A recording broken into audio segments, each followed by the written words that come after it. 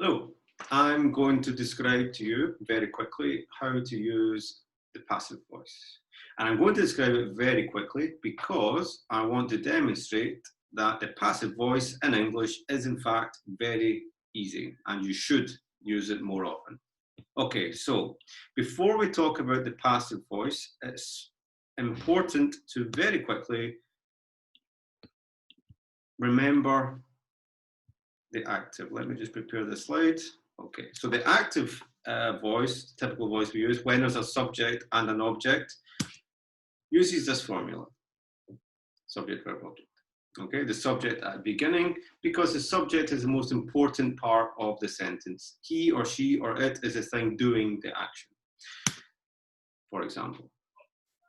Okay, now, in an passive sentence, the object is the most important, okay? But before we do that, there's two things to remember that are very important, and all passive sentences need this. All passive sentences need a form of the verb to be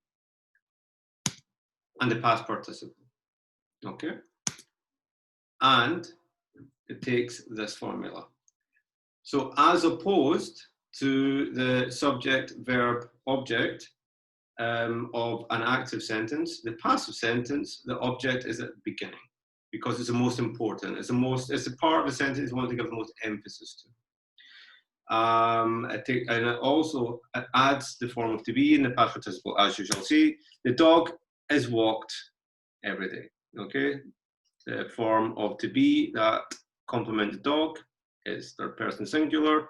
Walk is a regular verb. The dog is walked. Easy.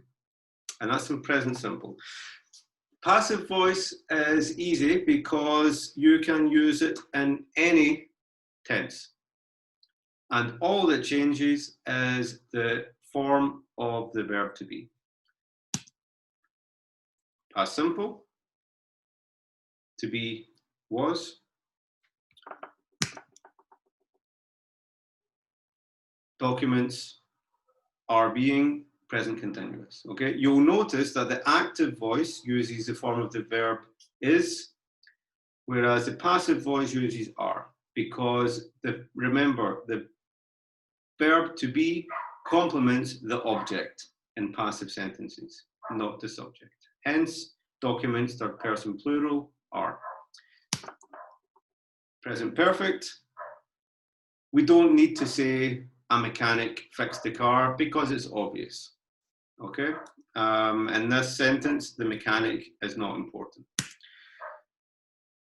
Past perfect, had been, is the form of to be that is changed, that is conjugated. Told is the past participle form of tell.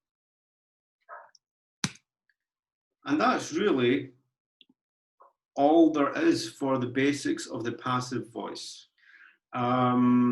Things to remember, passive voice needs to be in any tense, depending, and it needs a past participle.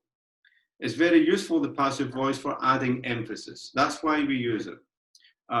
It's particularly useful at levels like B1 and B2, where you're becoming more descriptive in your language use. And it's something you should use because it's easy. If you can conjugate the verb to be, you can form a passive sentence. And passive sentences can be used in any context. They can be used in written, they can be used in conversation, they can be used in formal or informal. And you should use them more.